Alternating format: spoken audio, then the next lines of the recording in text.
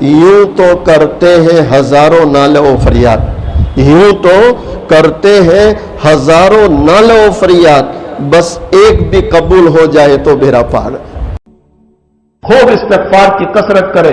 دنیا کا دستور یہ ہے کہ جب میں کسی سے معافی مانگتا ہوں وہ راضی ہو جاتا ہے، صرف راضی نہیں ہوتا بلکہ وہ میری ضرورتوں کو پوری کرتا ہے۔ ایک انسان ہو کر میں معافی مانگوں اور وہ مجھے خوش ہو کر کے دیتا ہے، میرے اللہ سے جب میں معافی مانگوں گا وہ خوش ہو کر ہمیں عطا نہیں کرے گا۔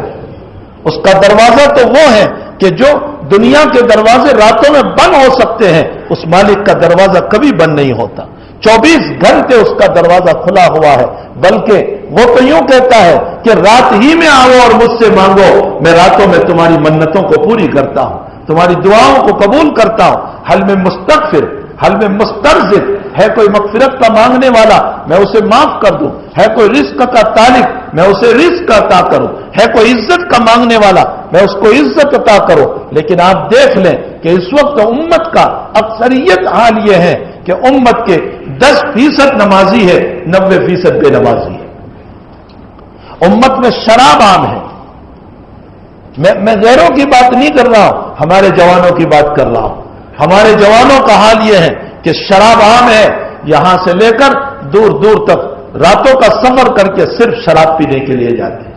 یہ ہمارے جوانوں کا حال ہے، راتوں کو دیر تک جوا کھیلتے ہیں، زنا میں مبتلا رہتے ہیں، نہ معلوم کتنی برائیوں کے اندر ہمارا جوان ڈوبا ہوا ہے۔ پھر اسی کے ساتھ ساتھ سودی مسائل میں اور سودی کاروبار میں اور سودی لین دین میں ڈوبا ہوا ہے۔ اور کیسا؟ جو سودی مسئلہ جس پر اللہ نے یہ کہہ دیا کہ سود کا معاملہ کرنے والا مجھ سے لڑ رہا ہے اور میں جو ہے اس کو پامال کر کے رہوں گا، جس پر اللہ کا اعلان جنگ ہے، ایسے مسئلے کے اوپر مسلمان ڈوبا ہوا ہے۔ بلکہ بعض مسلمان سود کو اپنی اولاد کہہ رہے ہیں ہماری اولاد ہے، جیسے اولاد میری ضرورت کو پوری کرتے ہیں اسی طرح سود کے ذریعے سے میری ضرورت پوری ہوتی ہے۔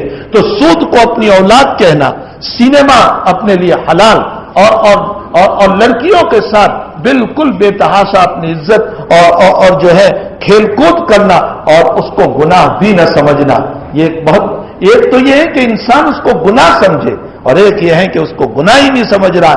یہ عمومی طور پر ہم مسلمانوں کے جوانوں میں ہیں۔ ایسے وقت میں ہماری دعا اسی بنیاد پر قبول نہیں ہو رہی ہے۔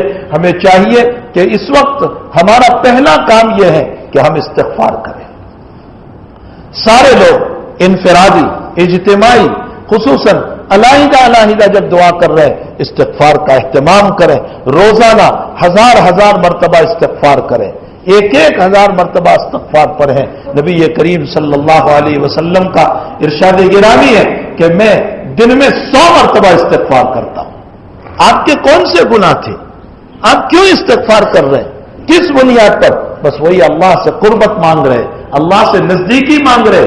جب نبی معصوم ہو کر، نبی کا کوئی گناہ نہیں، وہ 100 مرتبہ استغفار کر رہا ہے، ہم تو انتہائی گنہگار ہیں، ہمیں اور بھی زیادہ استغفار کی ضرورت ہے۔ سب سے پہلا کام امت کا استغفار